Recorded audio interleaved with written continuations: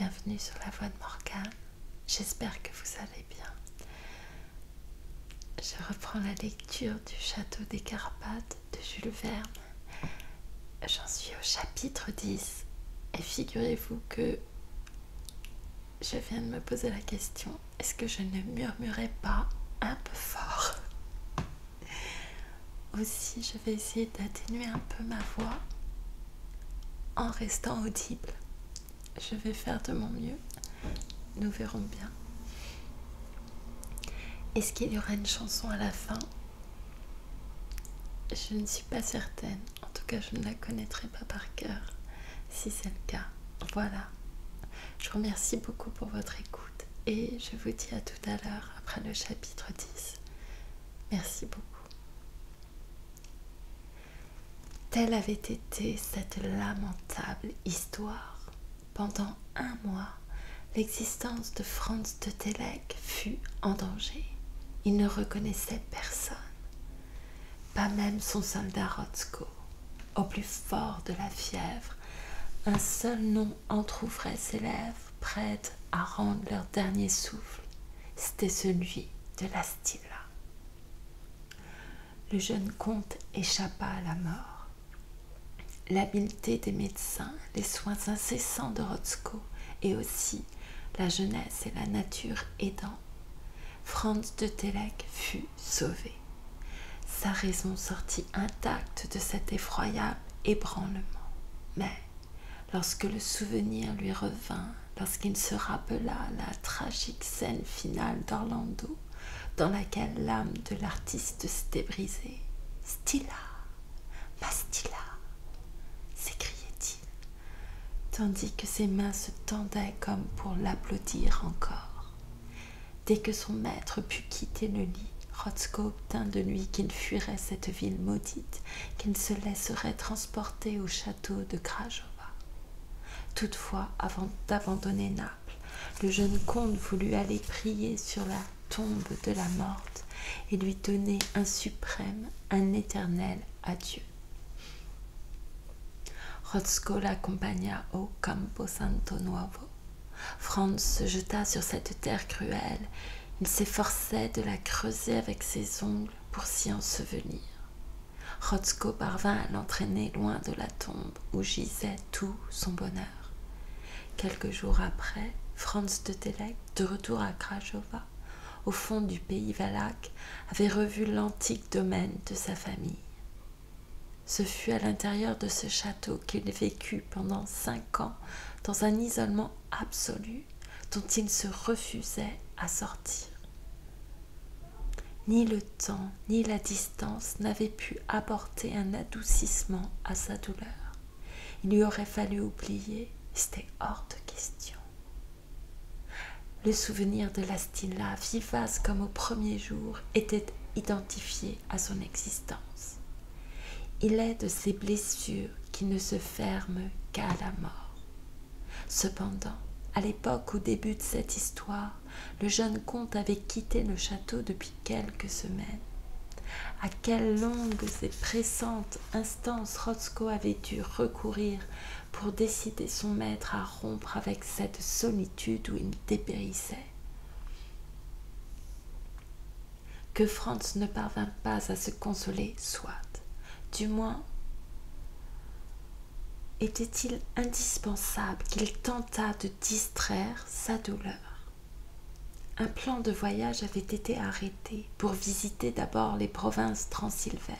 Plus tard, Rotzko l'espérait, le jeune comte consentirait à reprendre à travers l'Europe ce voyage qui avait été interrompu par les tristes événements de Naples. Franz de Télek était donc parti, en touriste cette fois, et seulement pour une exploration de courte durée. Rotzko et lui avaient remonté les plaines valaques jusqu'au massif imposant des Carpates. Ils s'étaient engagés entre les défilés du col de Vulcan, puis, après l'ascension du Retiesa et une excursion à travers la vallée du Maros, il était venu se reposer au village de Hupperst, à l'auberge du roi Mathias. On sait quel était l'état d'esprit au moment où Franz l'état des esprits au moment où Franz de Télek arriva et comment il avait été mis au courant des faits incompréhensibles dont le bourg était le théâtre. On sait aussi comment tout à l'heure il avait appris que le château appartenait au baron Rodolphe de Gortz. L'effet produit par ce nom sur le jeune comte avait été trop sensible pour que maître Koltz et les autres notables ne l'eussent point remarqué. Aussi Rotzko envoyait-il volontiers au diable ce maître Koltz qu'il avait si malencontreusement prononcé et ses sottes histoires. Pourquoi fallait-il qu'une mauvaise chance eût amené Franz de Télek précisément à ce village de Werst, dans le voisinage du château des Carpathes? Le jeune comte gardait le silence. Son regard, errant de l'un à l'autre, n'indiquait que trop le profond trouble de son âme qu'il cherchait vainement à calmer. Maître Koltz et ses amis comprirent qu'un lien mystérieux devait rattacher le comte de Télek au baron de Gortz, mais, si curieux qu'ils fussent, ils se tinrent sur une convenable réserve et n'insistèrent pas pour en apprendre davantage.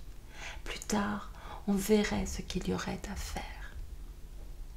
Quelques instants après, tous avaient quitté le roi Mathias, très intrigués de cet extraordinaire enchaînement d'aventures qui ne présageait rien de bon pour le village. Et puis, à présent que le jeune comte savait à qui appartenait le château des Carpathes, tiendrait-il sa promesse? Une fois arrivé à Karlsburg, préviendrait-il les autorités et réclamerait-il leur intervention? Voilà ce que se demandaient le Birot, le Magister, le docteur Patak et les autres. Dans tous les cas, s'ils ne le faisaient, maître Koltz était décidé à le faire. La police serait avertie, elle viendrait visiter le château, elle verrait qu'il était hanté par des esprits ou habité par des malfaiteurs, car le village ne pouvait pas rester plus longtemps sous une pareille obsession. Pour la plupart de ses habitants, il est vrai, ce serait là une tentative inutile, une mesure inefficace. S'attaquer à des génies, mais les sabres des gendarmes se briseraient comme fer et leurs fusils rateraient à chaque coup. Franz de Télek, demeuré seul dans la grande salle du roi Mathias, s'abandonna au cours de ses souvenirs que le nom du baron de Gortz venait d'évoquer si douloureusement.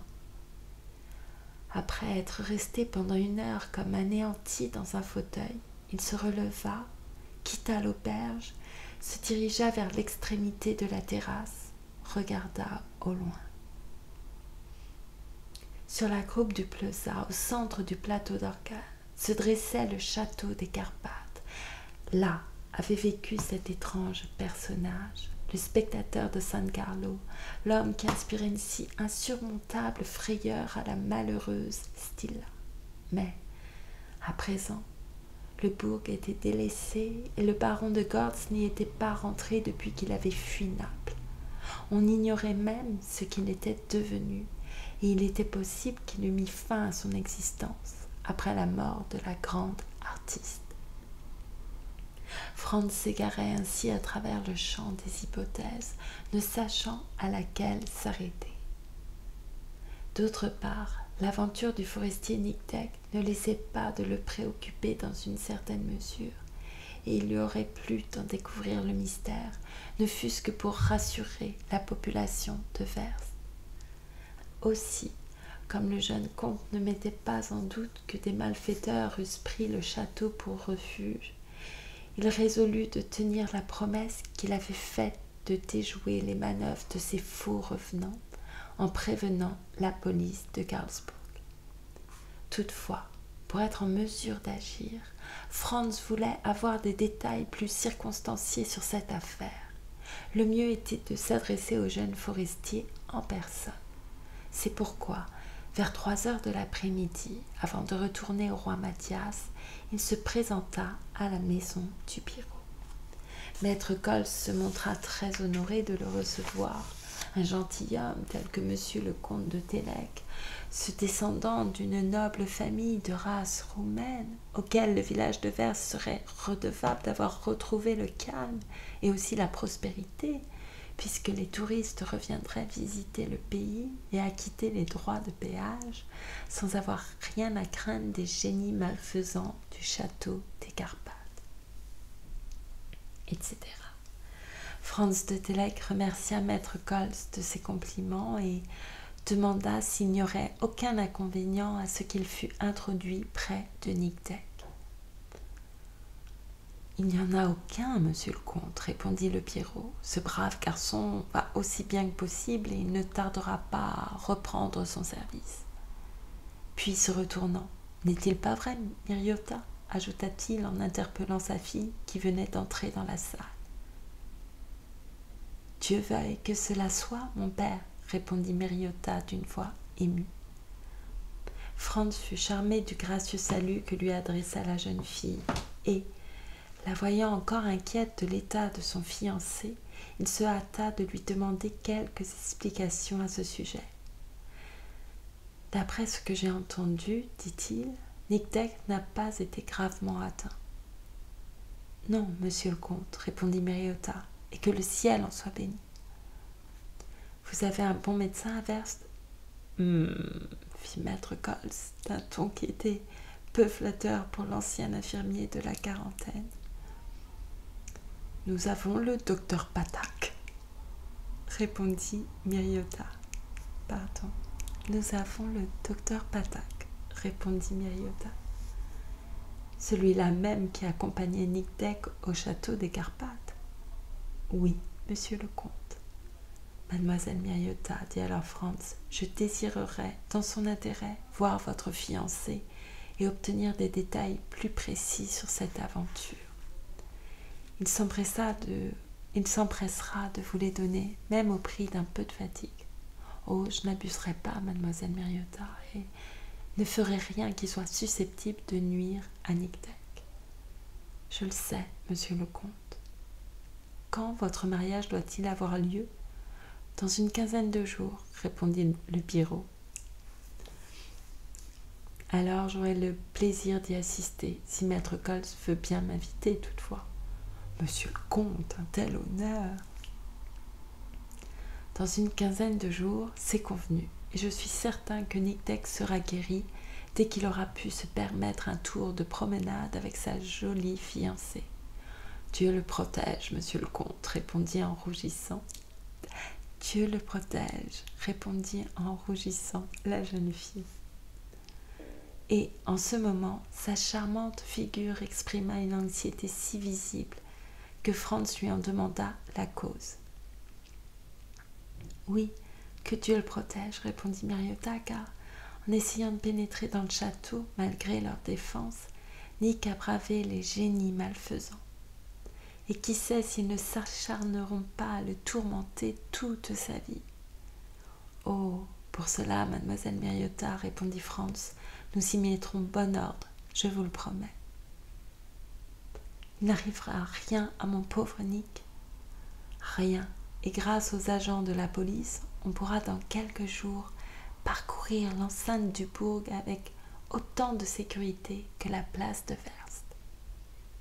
Le jeune comte, jugeant inopportun de discuter cette question du surnaturel devant des esprits si prévenus, pria Miriota de le conduire à la chambre du forestier. C'est ce que la jeune fille se hâta de faire et elle laissa Franz seul avec son fiancé. Nick-Deck avait été instruit de l'arrivée des deux voyageurs à l'auberge du roi Mathias. Assis au fond d'un vieux fauteuil, large comme une guérite, il se leva pour recevoir son visiteur. Comme il ne ressentait presque plus de la paralysie qui l'avait momentanément frappé, il était en état de répondre aux questions du comte de Télek. « Monsieur Deck, dit Franz, après avoir amicalement serré la main du jeune forestier, je vous demanderai tout d'abord si vous croyez à la présence d'êtres surnaturels dans le château des Carpates. » Je suis bien forcé d'y croire, monsieur le comte, répondit Nictec. Et ce seraient eux qui vous auraient empêché de franchir la muraille du bourg, je n'en doute pas. Et pourquoi, s'il vous plaît? Parce que s'il n'y avait pas de génie, ce qui m'est arrivé serait inexplicable. Auriez-vous la complaisance de me raconter cette affaire sans rien omettre de ce qui s'est passé? Volontiers, monsieur le comte. Nictec fit par le menu le récit qui lui était demandé. Il ne put que confirmer les faits qui avaient été portés à la connaissance de Franz lors de sa conversation avec les hôtes du roi Mathias, faits auxquels le jeune comte, on le sait, donnait une interprétation purement naturelle.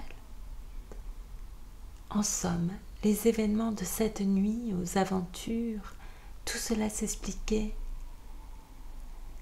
facilement si les êtres humains, malfaiteurs ou autres, qui occupaient le bourg, possédaient la machinerie capable de produire ces effets fantasmagoriques. Quant à cette singulière prétention du docteur Patak de s'être senti enchaîné au sol par quelque force invisible, on pouvait soutenir que le dit docteur avait été le jouet d'une illusion. Ce qui paraissait vraisemblable, c'est que les jambes lui avaient manqué tout simplement parce qu'il était fou d'épouvante. Et c'est ce que Franz déclara au jeune forestier.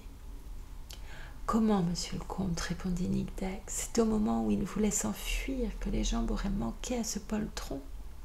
Cela n'est guère possible, vous en conviendrez. » Eh bien, reprit Franz, admettons que ses pieds se soient engagés dans quelques pièges cachés sous les herbes au fond du fossé. Lorsque des pièges se referment, répondit le forestier, ils vous blessent cruellement, ils vous déchirent les chairs, et les jambes du docteur Patak n'ont pas trace de blessure. Votre observation est juste, Nictec, et pourtant, croyez-moi, s'il est vrai que le docteur n'a pu se dégager, c'est que ses pieds étaient retenus de cette façon. Je vous demanderai alors, monsieur le comte, comment un piège aurait pu se rouvrir de lui-même pour rendre la liberté au docteur. Franz fut assez embarrassé pour répondre. Au surplus, monsieur le comte, reprit le forestier, je vous abandonne ce qui concerne le docteur Patak. Après tout, je ne puis affirmer que ce que je sais par moi-même. Oui, laissons ce brave docteur et ne parlons que de ce qui vous est arrivé, Nictec. Ce qui m'est arrivé est très clair. Il n'est pas douteux que j'ai reçu une terrible secousse, et cela d'une manière qui n'est guère naturelle. Il n'y avait aucune apparence de blessure sur votre corps, demanda Franz. Aucune, monsieur le comte, et pourtant j'ai été atteint avec une violence. Est-ce bien au moment où vous aviez posé la main sur la ferrure du pont-levis? Oui, monsieur le comte. Et à peine l'avais-je touché que j'ai été comme paralysée. Heureusement, mon autre main qui tenait la chaîne n'a pas lâché prise, et j'ai glissé jusqu'au fond du fossé, où le docteur m'a relevé sans connaissance. Franz secouait la tête en homme que ces explications laissaient incrédule. Voyons, monsieur le comte, reprit Nictec, ce que je vous ai raconté là, je ne l'ai pas rêvé. Et si, pendant 8 jours, je suis restée étendue tout de mon long sur ce lit, n'ayant plus l'usage ni du bras, ni de la jambe, il ne serait pas raisonnable de dire que je me suis figuré tout cela. Aussi, je ne le prétends pas, et il est bien certain que vous avez reçu une commotion brutale. Brutale et diabolique. Non. Et c'est en cela que nous différons, Nictec, répondit le jeune comte. Vous croyez avoir été frappé par un être surnaturel, et moi, je ne le crois pas, par ce motif qu'il n'y a pas d'être surnaturel, ni malfaisant, ni bienfaisant. Voudriez-vous alors, monsieur le comte, me donner la raison de ce qui m'est arrivé? Je ne le puis encore, Nictec, mais soyez sûr que tout s'expliquera et de la façon la plus simple. Plaise à Dieu, répondit le forestier. Dites-moi, reprit Franz, ce château a-t-il appartenu de tout temps à la famille de Gortz?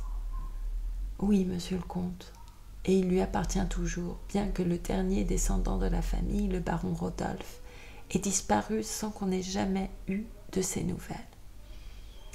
Et à quelle époque remonte cette disparition? À 20 ans environ. À 20 ans? Oui, monsieur le comte. Un jour, le baron Rodolphe a quitté le château, dont le dernier serviteur est décédé quelques mois après son départ, et on ne l'a plus revu. Et depuis, personne n'a mis le pied dans le bourg? Personne. Et que croit-on dans le pays? On croit que le baron Rodolphe a dû mourir à l'étranger et que sa mort a suivi de près sa disparition. On se trompe, Nic Deck.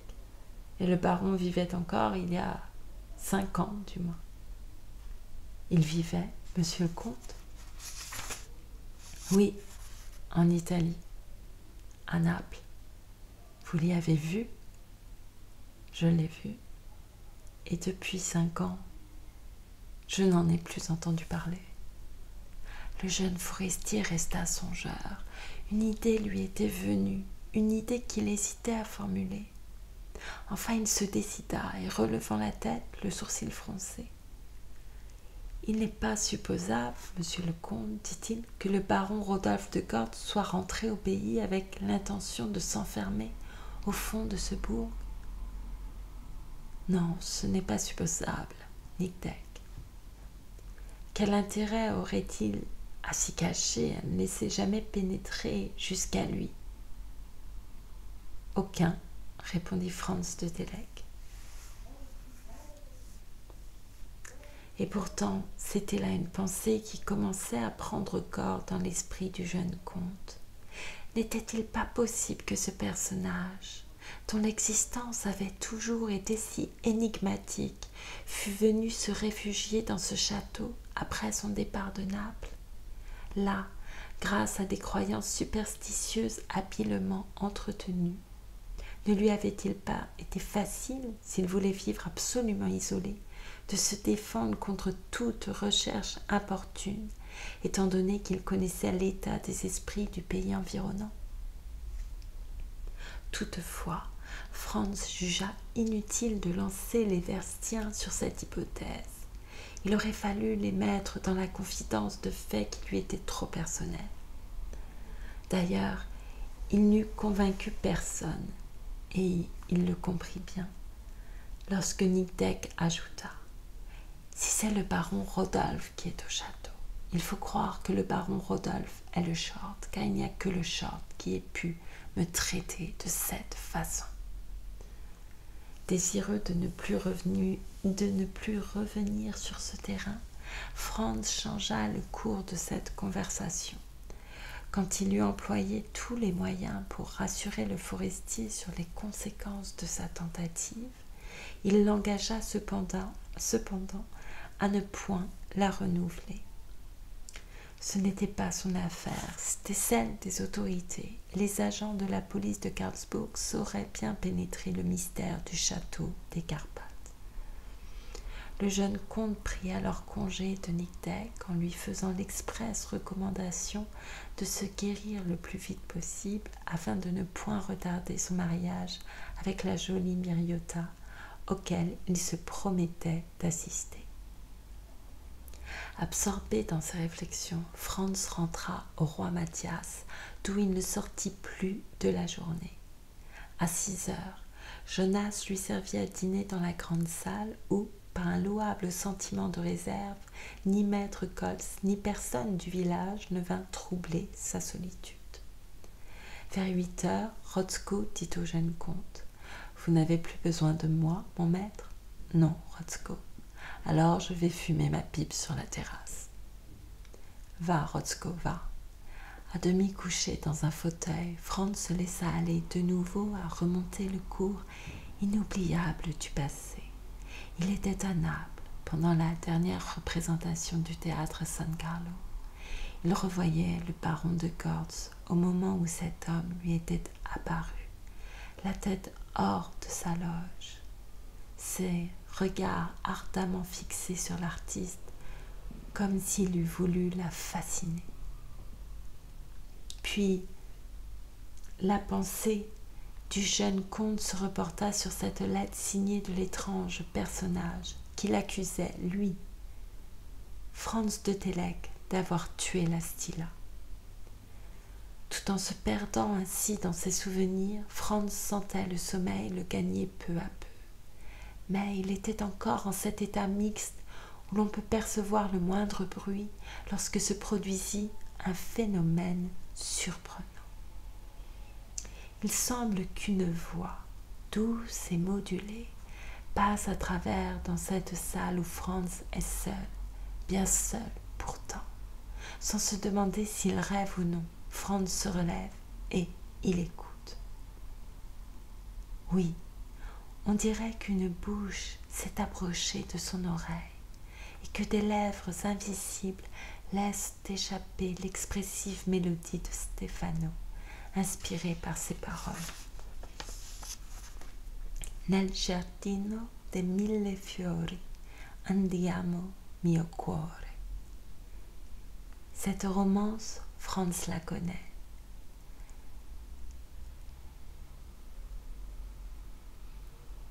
Cette romance d'une ineffable suavité, la Stilla l'a chantée dans le concert qu'elle a donné au théâtre San Carlo avant sa représentation d'adieu. Comme bercé, sans s'en rendre compte, Franz s'abandonne au charme de l'entendre encore une fois. Puis, la phrase s'achève et la voix, qui diminue par degrés, s'éteint avec les molles vibrations de l'air. Mais Franz a secoué sa torpeur, il s'est dressé brusquement, il retient son haleine. Il cherche à saisir quelque lointain écho de cette voix qui lui va au cœur. Tout est silence, au-dedans et au-dehors. Sa voix, murmure-t-il. Oui, c'était bien sa voix que j'ai tant aimée. Puis, revenant au sentiment de la réalité, je dormais et j'ai rêvé, dit-il. Dans le jardin des mille fleurs, nous marchons, mon cœur. C'est la fin du chapitre 10 du Château des Carpates de Jules Verne. Voilà.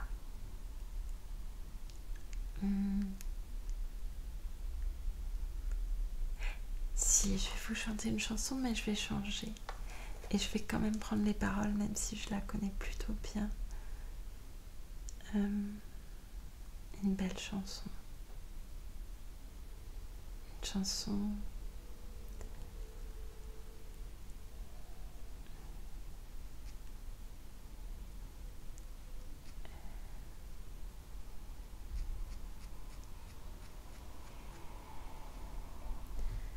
chanson que j'ai appris très tôt et que je n'aimais pas quand j'ai... C'était une chanson qui me semblait trop triste quand j'étais toute petite fille. Ma sœur l'avait apprise à l'école, ma grande sœur. Et elle la chantait. Et voilà. Mais elle est quand même magnifique. Je vais essayer de ne pas la saccager. Et je vous souhaite une belle nuit et de faire de très très beaux rêves. Et je vous remercie infiniment pour votre écoute. Comme une pierre que l'on jette dans l'eau vive d'un ruisseau et qui laisse derrière elle des milliers de ronds dans l'eau, comme un manège de lune avec ses chevaux d'étoiles, comme un anneau de Saturne, un ballon de carnaval, comme le chemin de ronde que font sans cesse les arts, le voyage autour du monde d'un tournesol dans sa fleur, Tu fais tourner de ton nom tous les moulins de mon cœur, comme un écheveau de laine entre les mains d'un enfant, et les mots d'une rengaine pris dans les harpes du vent, comme un tourbillon de neige, comme un vol de goéland, sur des forêts de Norvège, sur des moutons d'océan, comme le chemin de ronde que font sans cesse les heures, le voyage autour du monde d'un tournesol dans sa fleur. Tu fais tourner de ton nom tous les moulins de mon cœur. Ce jour-là, près de la source, Dieu sait ce que tu m'as dit. Mais l'été finit sa course, l'oiseau tomba de son nid. Et voilà que sur le sable, nos pas s'effacent déjà. Et je suis seule à la table qui résonne sous mes doigts, comme un tambourin qui pleure sous les gouttes de la pluie, comme les chansons qui meurent aussitôt qu'on les oublie.